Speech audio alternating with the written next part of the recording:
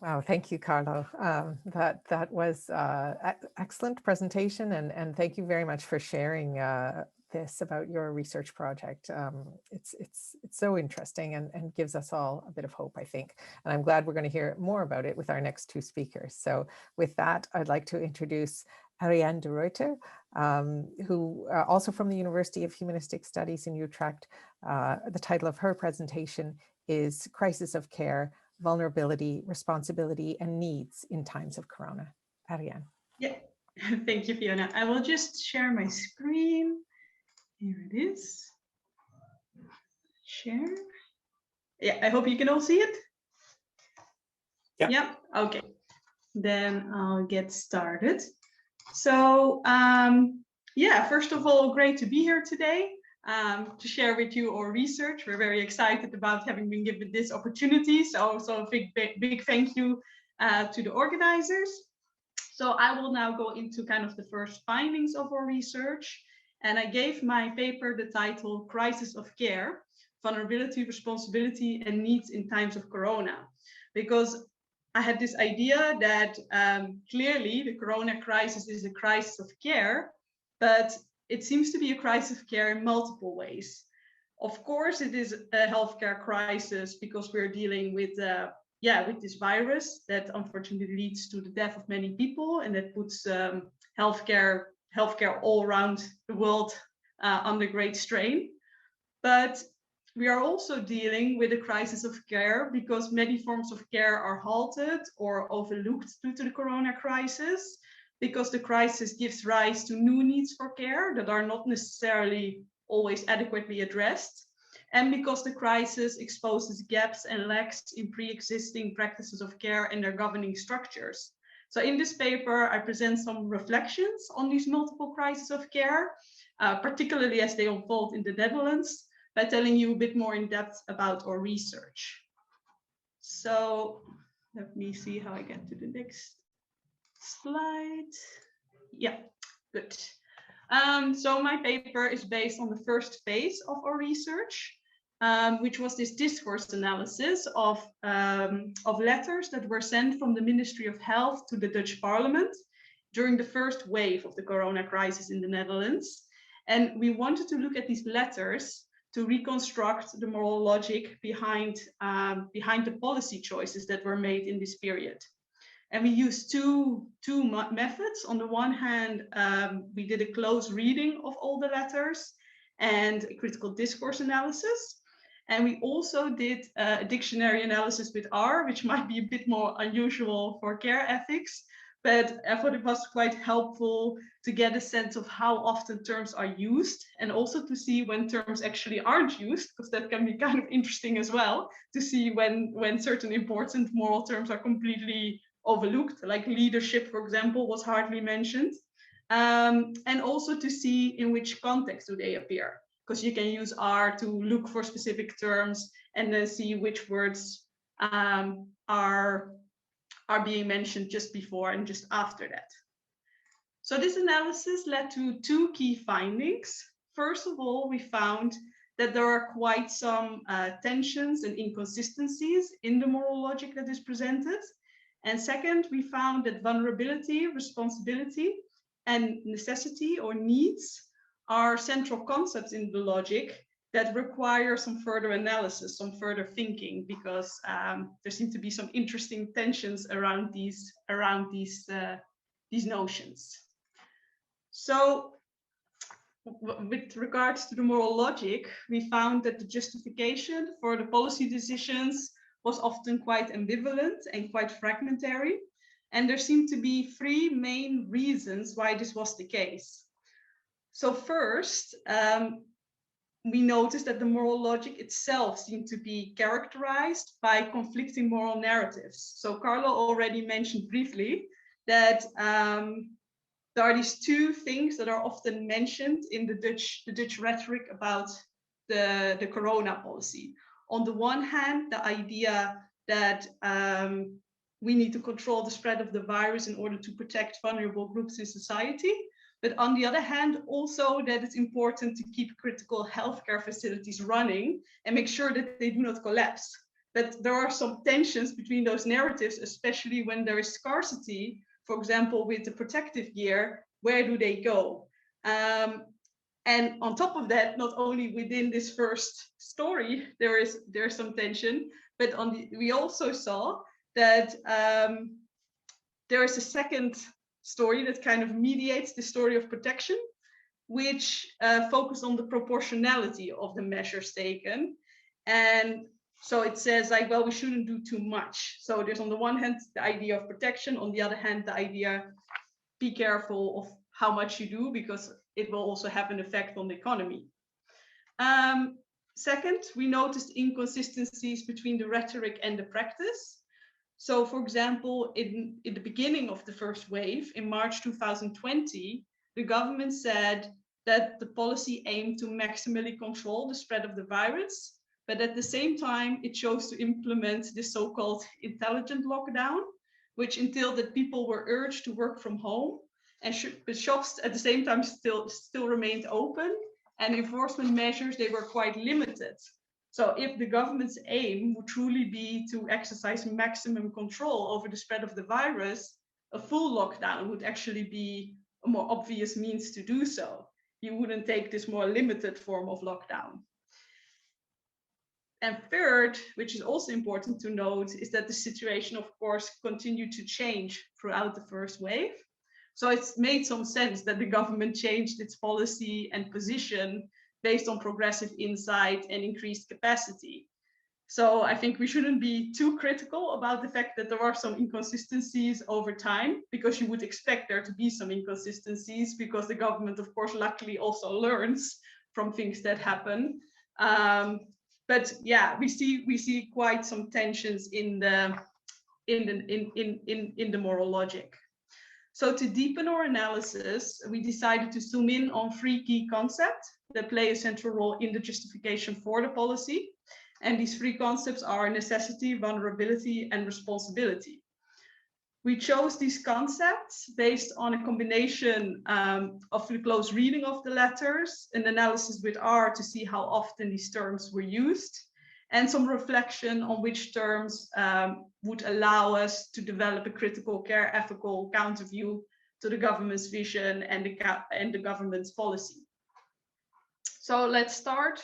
This is a screenshot of what it looks like now. So let's start with necessity.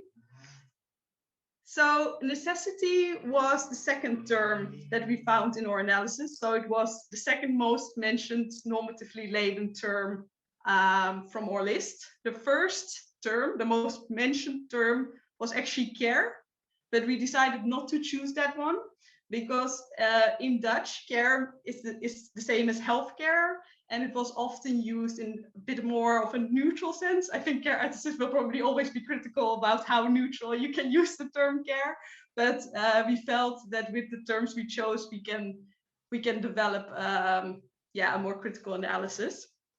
So we found that language of necessity was used uncommonly often in the letters. So what we did is we compared the language of the letters with the language that was used in the coalition agreement of 2017 to kind of see if there are changes in the rhetoric, in the terminology.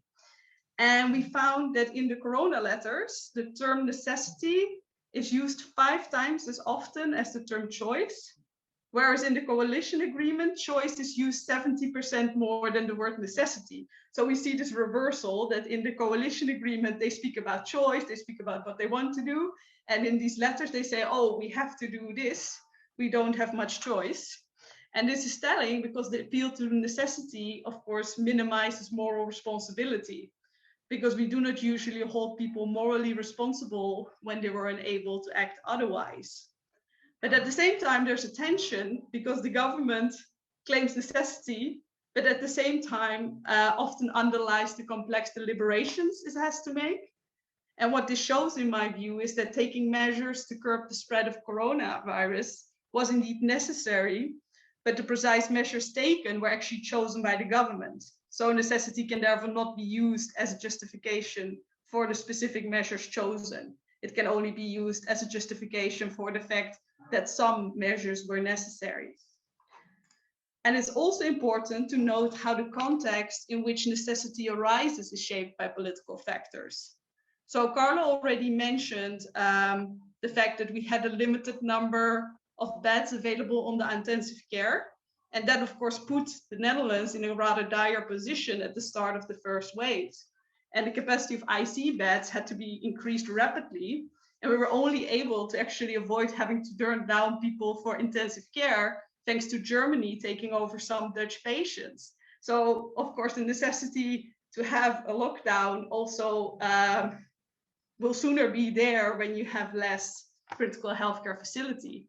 And another factor that is important to consider here is the fact that the healthcare system in the Netherlands have been set up for hospitals to compete with each other through a marketization of the healthcare sector, which entailed that some hospitals had actually failed in the years before the crisis, and that collaborative schemes between hospitals had to be set up to deal with the crisis, because a lot of that had been lost because of the marketization. Not only the context in which necessity arises is important, however, but also, of course, the perception of what is necessary. And this is guided by what and whom we consider important. So Carlo already mentioned that undocumented migrants and refugees really were not seen in that first phase, and still there are struggles to get them on the agenda also when it comes to vaccination, for example. So yeah, this raises questions about which needs matters and whose needs matter. So we also looked at the use of needs in the letters, and we see that it's used in a very organizational, logistic sense, and that the needs for individuals and society are less often mentioned. And we also see that the needs of organizations with close links to the government are generally recognized more easily. So, for example, that the hospitals get this protective gear, whereas, for example, nursing homes took a long time to make it clear to politicians that they also need this gear to protect the vulnerable. So, to put this visually, it presents the idea that the needs that are addressed by the government are just a subset of the needs that are recognized, which in turn is only just part of the needs that are there. So it's more the visibility that makes that account for which needs are addressed than the urgency. And that's a problem, of course. Okay, so then we get to vulnerability. This is another central term in the moral logic in the letters. And what we see when we have, again, this comparison with the coalition agreement is that the understanding of vulnerability narrows down. It narrows down to a sense of medical frailty in the crisis. Because in the government letters about the corona crisis, it's used to refer to people with underlying health conditions, the elderly, health itself. Whereas in the coalition agreement, we get a much more diverse image of vulnerability. It's used, for example, to revert to the position of people on the job market with disabilities, to groups in the silent procedure, to minorities and refugees. So I think what it points out is that there seems to be a focus inward and a narrowing of the perspective of vulnerability. And on top of that, also a vision of vulnerability as something that is just there, because we see the health kind of conditions of elderly, of people who just happen to have these diseases, rather than look at the factors that make someone more susceptible to harm. And of course, this loses from sight a lot of other potential sources for vulnerability that are very important in the corona crisis. So I just give some examples here, such as other medical risks, financial instability, educational disadvantages, mental strain, and forced isolation. So I think a careful critique of this notion of vulnerability would show the importance of precarization, of the multidimensionality of vulnerability, and bring in a bit more of a problematization of this very unilateral medical frailty idea of vulnerability that the government uses, at least at the start of the first wave. Okay, that brings me to my last concept. So that's responsibility. So what is noteworthy about the use of responsibility in the letters is that the government places itself in a a facilitating role, like as a manager and as a spokesperson. And it mostly attributes key responsibilities to other parties. So we see on the one hand that in terms of the content of the policy, a lot is kind of attributed to this advice committee of medical experts, epidemiologists that counsel the government. And in terms of the effectiveness of the policy, a lot is being kind of shifted towards the population, because the government keeps emphasizing that there is a collective responsibility to let the policy succeed. And I think it makes some sense if we're dealing with a new virus to ask the epidemiologists, to medical experts to help give advice, because I also wouldn't want or politicians to just decide based on their own knowledge what to do. And of course, it also makes sense to say, hey, we need to do this together, because the government alone cannot make sure that the corona crisis will not spread and people will not get it. But what seems to be a bit lost is the decisional role that the government does have there, and of course the fact that the ability to attribute responsibility shows where the power lies. So we would want the government to be a bit more upfront, perhaps, about how it makes its decisions, and also in its justification to show where it makes choices. And then the last thing I wanted to say about responsibility is that we notice it generally follows the logic of protection more than the logic of care. And what I mean by this is that the government decides how vulnerable people should be taken care of. This was apparent, for example, in the closure of nursing homes from visits for relatives and loved ones, which led to great sorrow, both for the people who live in these nursing homes and for their family members. After they did that, the Dutch government concluded that they should never close the nursing homes again in such a way, because they learned from the fact that that caused such pain to the inhabitants, that was just not a good idea, which of course implies that the government did not consider sufficiently the needs and vulnerabilities and wishes of the inhabitants in implementing the measures. And it seems to me that the logic of protection left little room for such considerations, because the idea of, okay, keeping these people or keep the virus away from these people kind of overruled everything, all the other needs people might have. So this brings me to my conclusions. So I started the presentation by pointing out some tensions and inconsistencies in the moral logic behind the Dutch corona policy. And my interpretation is that these tensions and inconsistencies arise from kind of the difficulty, the complexity of reconciling the realities of the crisis with certain pre-existing views and beliefs about what the role of the state and the citizens is in terms of responsibility for well-being and care. So what I mean by this is that the crisis kind of presents a tension in the Netherlands for two different views of the state. On the one hand, this kind of view that we have since 10 years of kind of a managerial neoliberal governing style that does not interfere with the freedoms of people. But on the other hand, we also have this deep sense in the Netherlands of a wish for a state that is there to protect the vulnerable, particularly when things go wrong. And Ruiter even at one point said that the Netherlands is in essence a deeply socialist country, because when things go wrong, the Dutch are not okay with a government that says, okay, that can just happen. So I think the intelligent lockdown was in a sense a compromise to allow the state to take measures, but at the same time present these restrictive rules as being in line with the rational freedom of the people. So almost a kind of Kantian solution where you say, we tell you what you kind of really want. If you understand what I mean, like it's if you know what's good for you, you agree with the rules we tell you to follow, even though we're not going to force you to follow them. Perhaps this makes more sense for the Dutch people than the international audience, but we can discuss further. So let me just finish up.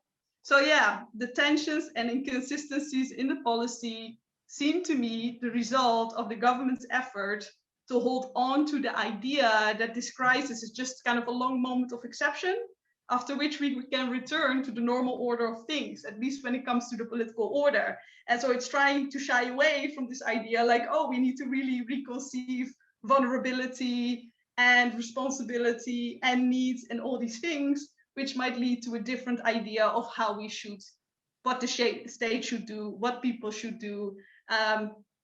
It's trying to hold on to that original order. But I think that's too easy and that's not going to work, because the crisis of care actually runs deeper than the pandemic. And I think that points to the need for new understandings of vulnerability, needs, and responsibility to create a more responsive and caring political order. And just as my final sentence, I think this political order would require that needs are addressed according to urgency rather than the influence of lobbies. It's a political order where vulnerability is acknowledged not only when it's kind of naturalized and local, but also when it follows from precarization or happens to occur outside our country's borders. And it's a political order where responsibilities requires concern for the demands of care, not just protection. So Pieter will now tell something more about the next stages of our research, but these are just some preliminary ideas, and I'm looking forward to discuss them with you later after Pieter's presentation. Thank you very much. Thank you very much, Adrienne. That was excellent, and it's so interesting to hear the details of your research project. So let us move now to our final speaker. And I would remind everyone that you can type questions into the chat. We are running a little short on time, but we can go a little bit over 9:45, and as well, the panelists may be able to respond to your questions later on. So without further ado, I'd like to introduce Pieter Dronkers, also from the University of Humanistic Studies, to speak about giving voice to vulnerable groups, doing action research during a pandemic. Pieter, go ahead. Thank you a lot. Thank you all for giving us the opportunity to share so much information about our project. And since Carlo basically asked some questions, Joan gave a very interesting and thought-provoking presentation, and Adrienne already gave some interesting things to think about. I just decided I won't go. I prepared a paper, but I think it's good to be very short and give you just a very short peek into the next phases of our research, so that we have at least some time left to address questions and to hear your answers or ideas about the questions that Carlo posed. So just I want to take a few minutes to briefly give you a peek into what's next. Adrienne just gave a presentation of the leading voices in the policy making, the politicians and the policymakers that try to answer a pandemic situation in the best way the most adequate way they thought was possible. But in our research, as Carlo already explained, we want to involve at least 3 more voices. And I want to give a short overview of how we are planning to do that, both from a conceptual and a methodological point of view. So Adrienne addressed the first voice, the politicians. But in our research, the main floor basically is for the individual voices of people in care practices. And we learn here from Karel who urged political scientists, policymakers to study the discursive limitations and the subjectivation effects and the lift effects that policy and problem representations do have for daily life. So, like Adrienne said, there is a strong idea of protection at the heart of the corona policies. So this protection logic really narrows down the discursive field in which other options can be explored, alternative actions can be considered, and it has important subjectivation and lived effects on how people define themselves. So how to explore these effects? I think Merel Visse, who unfortunately is not here, together with her colleague Tineke Abma, proposed edited a volume on care ethics and evaluation studies 2 years ago. And there they proposed to approach policies as social practices. They describe policies as politically and culturally determined, but at the same time emerging patterns of relations, interactions, and values.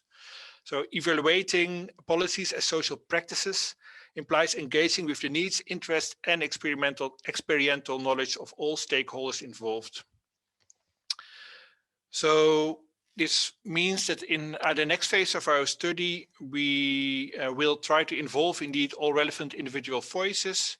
This means that we will hold interviews and focus group with all sides of the triangle of care receivers, care loved ones, and care professionals. And if time allows, we also want to try to engage care managers, as their moral compass turned out to be very important instrument, especially in the first wave, to decide on whether and how to provide care in a pandemic situation. Yeah, and in this way, we try to co-produce knowledge about care in a pandemic situation, as Lizzie Ward in a recent article in the book that was discussed yesterday on citizenship and care ethics eloquently described the importance of this epistemological dimension of care ethics, which knowledge about care counts as counts as admissible to political discourses. Now, Adrienne already elaborated that vulnerability, responsibility, and necessity are central to the moral logic of the government, and we want to ask our respondents how they would define and how they experience their vulnerabilities, responsibilities, and needs.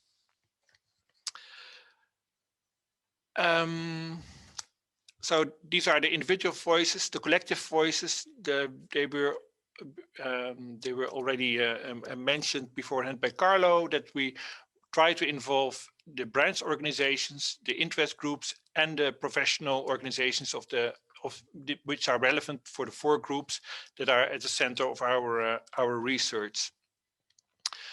It's interesting to engage with them for different reasons. First of all, the power mapping exercise to try to explore who was at the table, who is still not yet invited. For instance, indeed, the advocacy organizations of undocumented migrants are rarely consulted by the government, even till today, although there are big questions about the vaccination, for instance. We need the civil society organizations also when it comes to validate and to also broaden our own findings. We're like Carlo said, it's a project of 2 years, so we can only interview we expect between 60 and 80 people. So you need to broaden the horizon by having the professional knowledge of these different associations, but also because they are indeed crucial players in bringing closer a more caring democracy, I would say. They have the power to assemble citizens and to amplify the voices, but they are also in themselves institutions that have that sustain practices of care, like the professional organizations played a major role in giving platform for care ethical reflection. For care managers, they did not really know what to do, and they had these intervention groups where they came together and tried to think together about the unexplored territory of crisis care and how to continue. So if this CERC conference is also about building solidarities, and I think it's very important. It has been often stressed that we have to link to new movements, but there are also these existing civil society organizations that we should not forget about, I believe. And at the same time, I think it's important that these civil society organizations indeed ask themselves questions about what's their role in this, in the organization of wealth care, so as Joan Tronto defined, because there's a lot to assess there as well about their own internal setup and the democratic power structure, etc. Last voice, it's a kind of a struggle. I think so there is this crisis of care that we also witness as academics and as citizens. Care ethics, of course, has from the beginning been also somehow an immense part of an emancipatory political movement. We titled this presentation Giving Voice to Vulnerable Groups. I would say, okay, it's also kind of a struggle how we can raise our own voices as academics in support of those groups as citizens that are also trying to take our responsibility.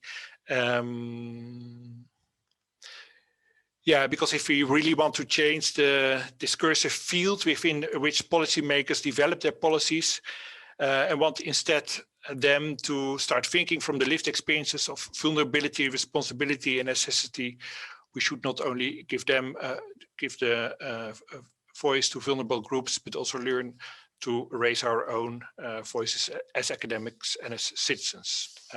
Very briefly, what I wanted to contribute to the discussion, and I want to end with the questions that Carlo posed, and I'm very looking forward to discuss with all of you. Thank you. Thank you very much, Pieter. So much food for thought for all of us. And your project is extremely inspiring. And we can see how much hard work has gone into that and how much potential there is, I think, there.